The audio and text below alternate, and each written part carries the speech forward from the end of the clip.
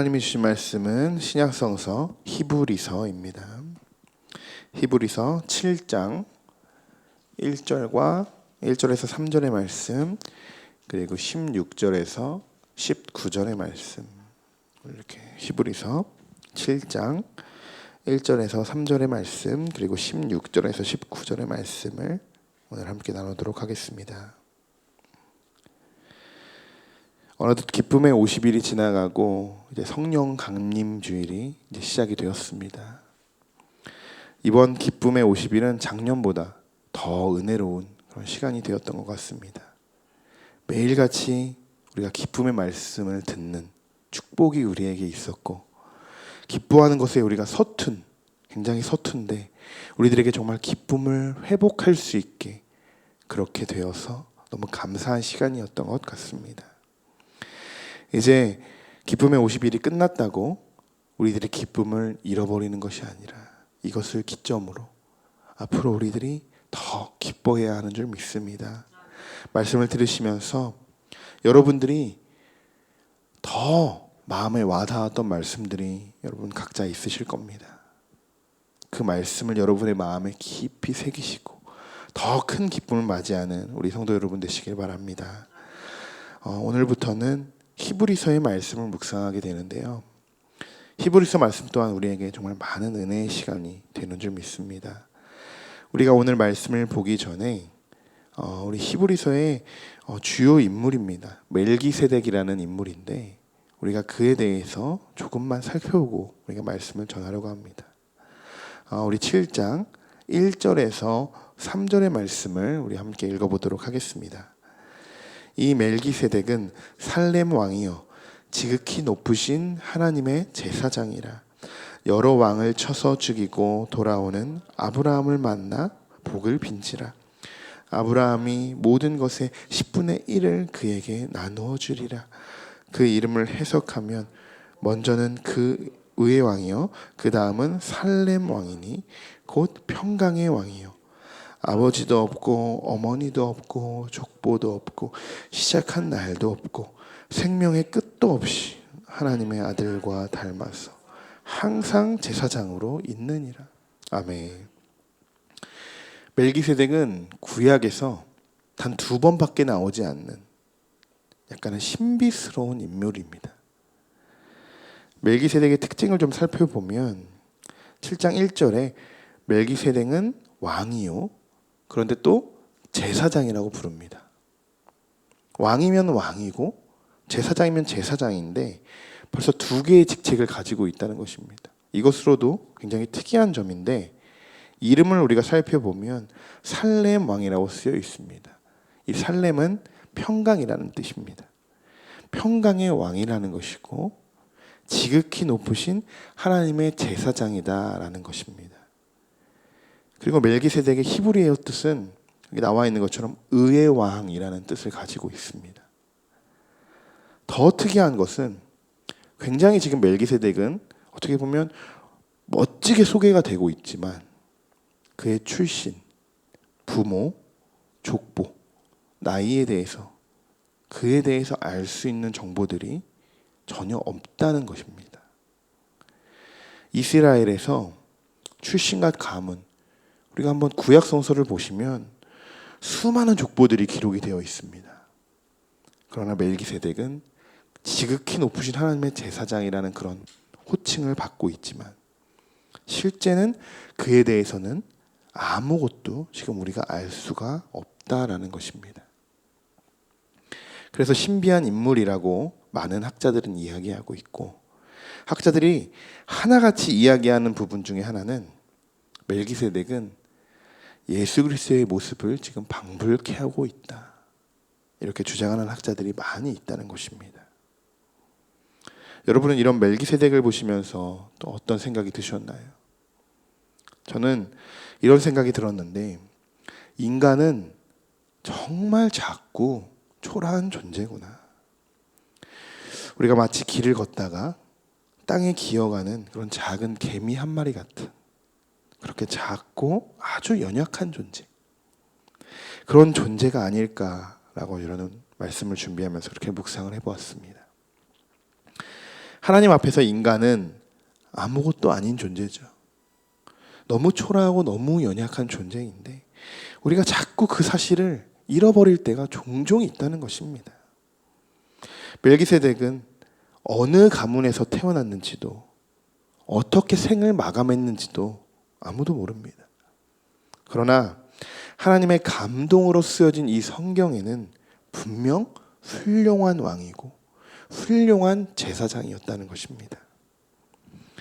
그리고 이런 찬양이 떠올랐습니다. 우리가 부른 찬송에 부름받아 나선 이 몸, 이 찬송 3절 가사를 보시면 이런 가사가 있죠.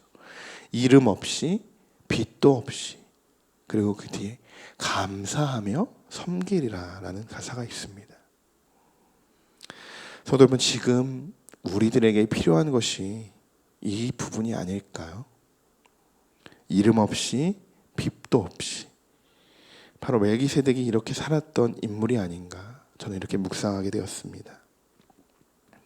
우리는 너무 남을 의식하고 살아가고 내 이름 석자를 어떻게든 남기려고 우리가 애를 씁니다. 무엇인가의 성과를 내게 되면 기념하려고 하고 간직하려고 하고, 물론 나쁜 건 아니죠. 좋은 추억과 인생의 역사를 기억하는 것은 굉장히 좋은 취지지만 그 기준이 잘못 서게 되면 그때부터는 그게 죄가 될 수 있다는 것입니다. 여러분, 우리는 계속적으로 낮아지려고 해야 합니다. 가만히 있어서도 안 됩니다. 가만히 있는 것도 어떻게 보면 교만일 수 있습니다. 계속적으로 하나님 앞에 엎드리는 것이 우리가 해야 하는 일입니다. 그렇게 하다 보면 높이시는 것은 하나님이시죠. 사무엘상 2장 7절에 여호와는 가난하게도 하시고 부하게도 하시며 낮추기도 하시고 높이기도 하시는도다, 이렇게 쓰여져 있습니다. 여러분이 지금 가장 중요하게 생각하시는 것, 여러분이 지금 가장 소중하게 생각하시는 것은 어떤 것들이 있으신가요? 혹시나 여러분의 가문을 믿고 있으신 건 아니신가요? 대대로 상속을 이어받는 그런 부의 가문? 아니면 여러분이 졸업한 그런 명문 학교 또는 인류 회사? 여러분, 우리가 착각하지 말아야 할 것이 하나 있는데 그게 뭐냐면 뭐가 됐든 무엇이 됐든 하나님이 한순간에 다 걷어가실 수 있다는 것입니다. 그때가 언제냐? 내가 생각했다고, 내가 이루었다고 생각할 때, 나의 힘으로 했다고 착각할 때 하나님이 정말 기가 막힌 타이밍으로 모든 것을 다 빼앗아 가실 수 있다는 것입니다. 멜기세덱은 출신도 가문도 아무것도 기록이 되어 있지 않습니다. 우리는 멜기세덱과 같이 이름도 없이 빛도 없이 감사함을 감사의 삶을 그렇게 살아가야 하는 줄 믿습니다. 그러면 하나님이 여러분의 삶을 주관하여 주실 것입니다. 이제 앞으로 우리가 히브리서의 말씀을 우리가 계속적으로 끝까지 13장까지 우리가 말씀을 통해서 묵상하게 되는데, 더 깊은 은혜, 이 히브리서를 통해서 여러분이 더 깊은 은혜를 나누시는 이런 성령 강림 주간이 되었으면 좋겠습니다. 자, 이번에는 우리 히브리서 7장의 16절에서 우리 19절까지의 말씀을 함께 읽어보도록 하겠습니다.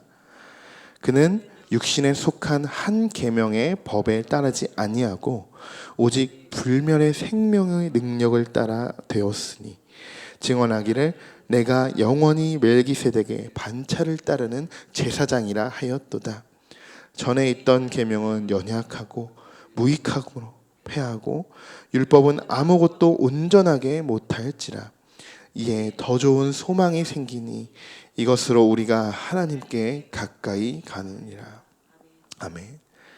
제가 의도치 않게 예배 때마다 계속적으로 율법에 관해서 제가 말씀을 전하게 되는 상황이 이렇게 되고 있는데, 오늘도 율법에 관한 말씀입니다. 자, 이 말씀의 결론적으로 율법으로는 온전함을 이룰 수 없다라는 것이죠. 계명은 연약하고 무익하기 때문에 폐해야 된다, 이렇게 말하고 있습니다. 16절을 보시면 멜기세덱은 율법이 아니라 불멸의 생명의 능력을 따라야 한다.